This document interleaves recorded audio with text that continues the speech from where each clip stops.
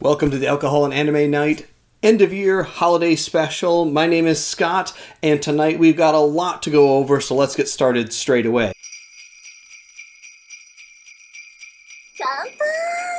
First of all, we're going to be indulging on our beverage of choice tonight. It's going to be the Buzzball's Chillers Nookie Cookie. I've never ever had any of these before, so let's give this a shot. I kind of hope it tastes a little bit like, well, a cookie. It says shake well.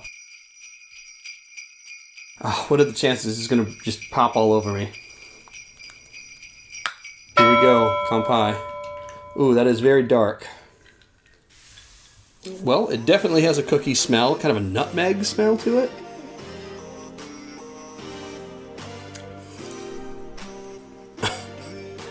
Okay, wow.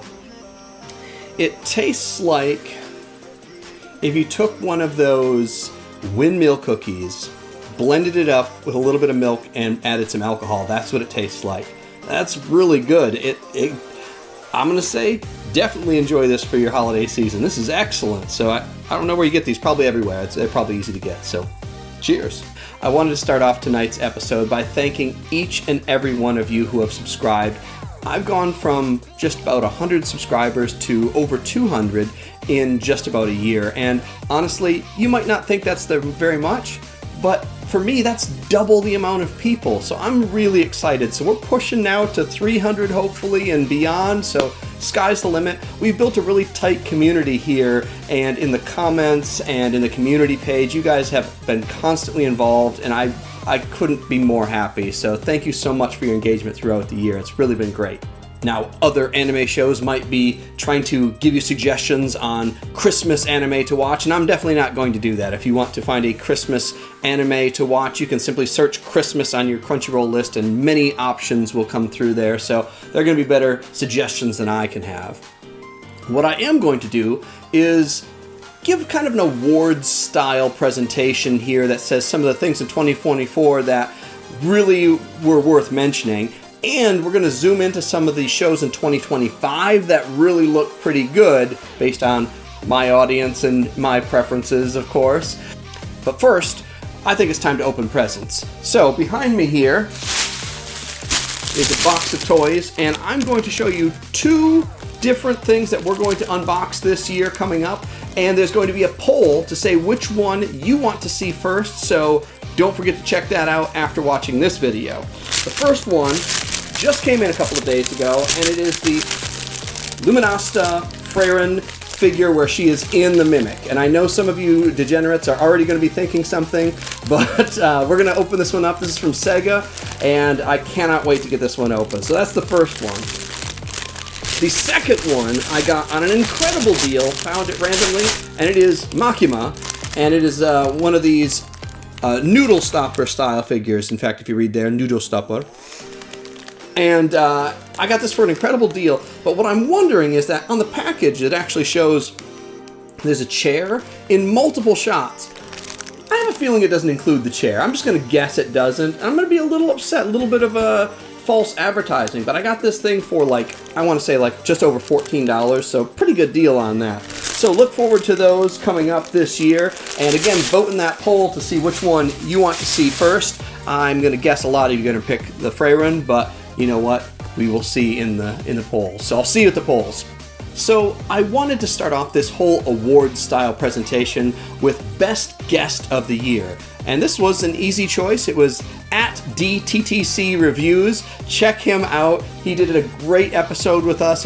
It was episode 56, and it is a criminally underviewed video on my channel. Please check it out. It's totally worth it. He did an awesome job, and check out all of his amazing content. Great friend of the show, and I hope to see him back sometime soon.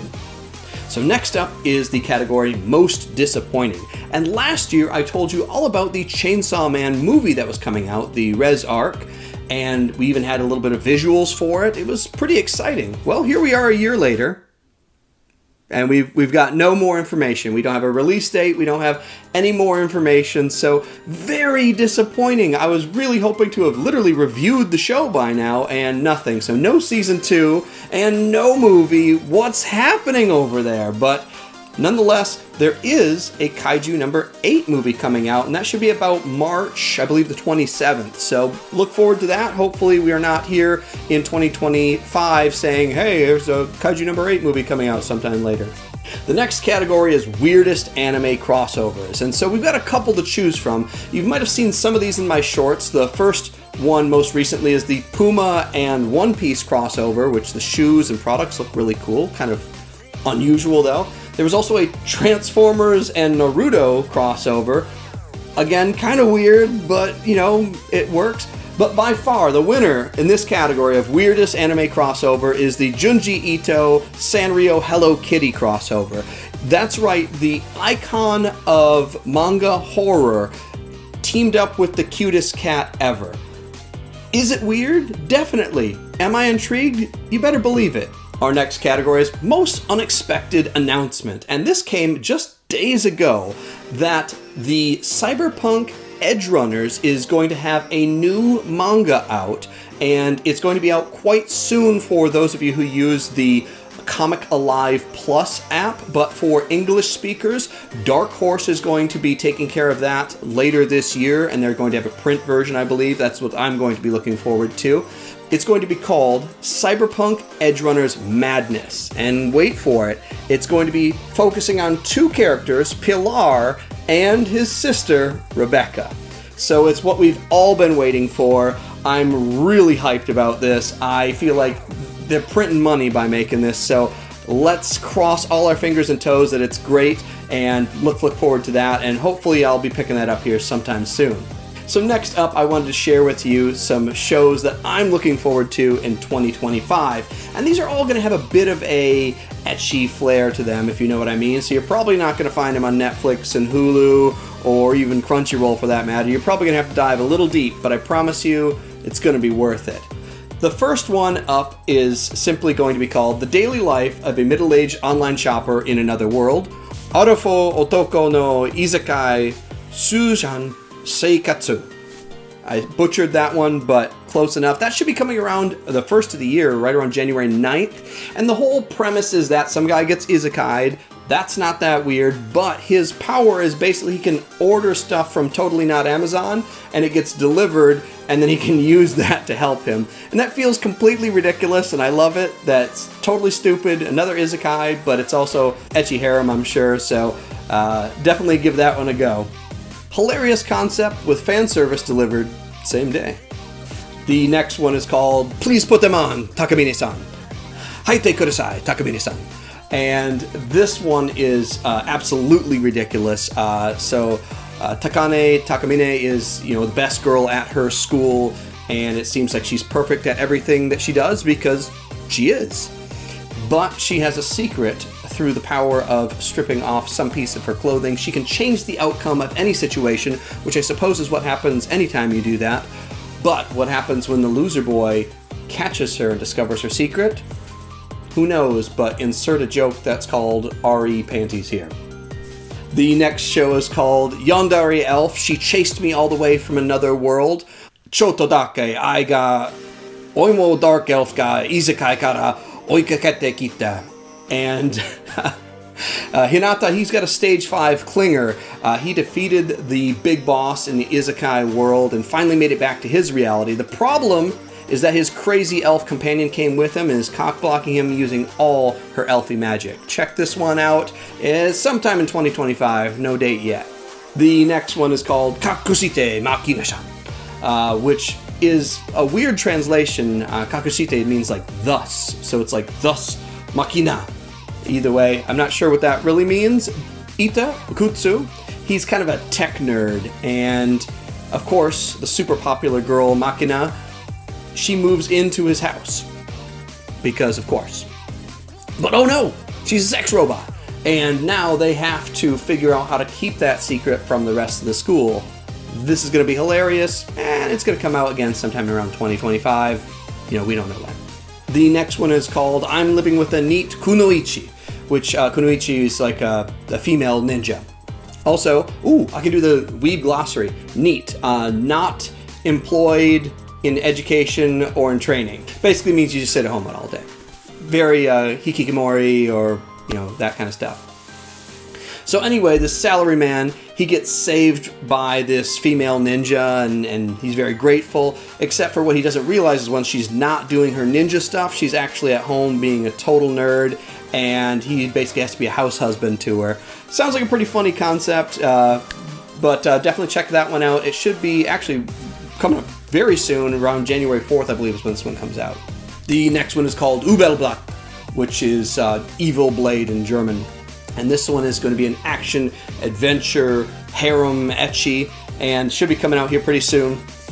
The idea is this elf kid draws this sword that's not at all like an evil Excalibur, and then he's using that to defeat all these enemies, and there's some there's like 4 enemies that are pursuing him, so it feels like if you took Freyren and Berserk and Peter Grill and put them all into a blender, this was what would squirt out. So it seems like it has a lot of cool action, and it's got all of the fun stuff. I'm going to presume there's also a harem of girls that are going to somehow help him based on the genre, so I'm looking forward to this one. It looks pretty good.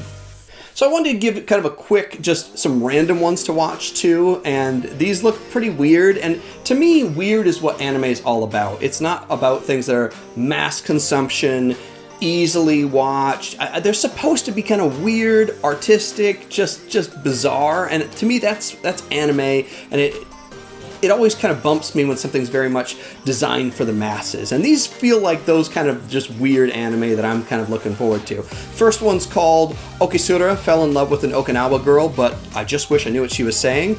The title kind of says it all. The Okinawa accent's very different than the rest of the Japanese accents, so apparently it's about a guy who goes to Okinawa and needs someone to help him talk to this beautiful Okinawan girl that he met. So it sounds pretty interesting. I don't know why, it just seemed interesting to me. The other one is called Night of the Living Cat, and Night is spelled Nyaight, as in nya. And I thought, oh, this sounds like a hilarious concept where like people turn into cats or something like that, and they do turn into cats, but it's not a comedy. It's actually a horror anime, and the concept seems so ridiculous, but I think they're playing it straight, which makes me really want to watch it, so check that one out. The other one's called Ballpark de Tsukamadete, and I believe, and it's very much based on a girl who the news has covered recently, who is like the best beer girl at the ballpark, and like the most, and it feels like it's loosely based on that, and it just looked kind of interesting. I feel like, it kind of ties into the alcohol and anime night theme, so I'm almost certainly going to check it out. It just seems like kind of an interesting one. And the last one on this list was called Hotel Inhumans. And basically the idea is these assassins and adventurers kind of come to this hotel that's like a safe place, and they can buy weapons and do all sorts of things. And it really seemed like the hotel from John Wick was, so it was almost like somebody made a anime based on that hotel with a little bit more supernatural type flair to it. So I kind of want to check that one out too. My favorite award for this year is Biggest Son of a Bitch of 2024, and this one was pretty easy, believe it or not. With all the stuff that was going on, it's Visa and MasterCard. Yeah, they actually blocked a whole bunch of payments to different anime companies and performed all sorts of restrictions on different anime sales, which caused quite a few companies to take a big hit. One of them being Manga Library Z, and a lot of them have either had to close their doors or offer different types of payments. This is an absolute emergency. Everything that anybody can do to stop this from happening needs to be done right now, because this is how anime becomes censored just based on people's personal preferences, and it's an absolute serious thing right now. So if you haven't seen this story, I really suggest you get yourself educated on it. I'll try and leave a link down below, but it is absolutely unacceptable. It's something we all need to be writing our Congress people about. I don't get serious too often on this show, but that's a huge son of a bitch move to do, and Visa and MasterCard should be ashamed of themselves, and anybody who participates in this system needs to be held accountable and their feet held to the fire. All right, well, let's get back to the fun stuff. So we're going to give an award out for Best Show of the Year, and I'm going to talk about 4 shows, and I'm going to give my kind of overall on this, and I might have to split it up a little bit. So there was 4 shows that really, to me, kind of just peaked a little bit, and they just really stuck out for me. And this is me personally. This isn't the entire industry by any means. You watch Anime News Network, I'm sure they'll have some kind of crazy woke version of whatever this is, and that's fine. This is my version. The first show was one that was available on Netflix, and it was actually Terminator Zero. And it was just such an interesting way to approach the Terminator storyline. It was done very brilliantly as far as story. I believe there's going to be a part 2. I hope there's going to be a part 2. The animation was good. The story was good. It was engaging. And it was, again, available for everybody who has Netflix. It wasn't some watered down version. I really liked it. The voice acting was really good. So if you haven't checked out Terminator Zero, I think you'd really like it. And it blended so well with anime. I just didn't know how that was going to work, and it really worked well. So, so I'm going to give that the award for Best Anime Adaptation of a 1980s Property. It's a very specific award, but it wins that one. The second show I really liked a lot was Hokkaido Girls Are Super Adorable. And this was such a fun show. I really liked the color. I really liked the introduction of all of the regional things in Hokkaido. It's not something we see a lot in anime. And it was just really kind of a wholesome show that I kind of didn't expect to be wholesome. And because of that, I'm going to give that the award for Best Anime that I thought was going to be super lewd, but ended up being a romantic comedy. That's the name of that award. Very, very long and specific awards. The third entry on our list here is one that I really enjoyed so much, and it was one of those ones where I couldn't wait to watch the next episode, couldn't wait to find out what happened next, and it was just enjoyable to watch incredibly, and it was gushing over Magical Girls. It was such a cool show to watch. Of course, check out our review on it up here, but I'm going to give this one the best fan service in a Magical Girls anime award.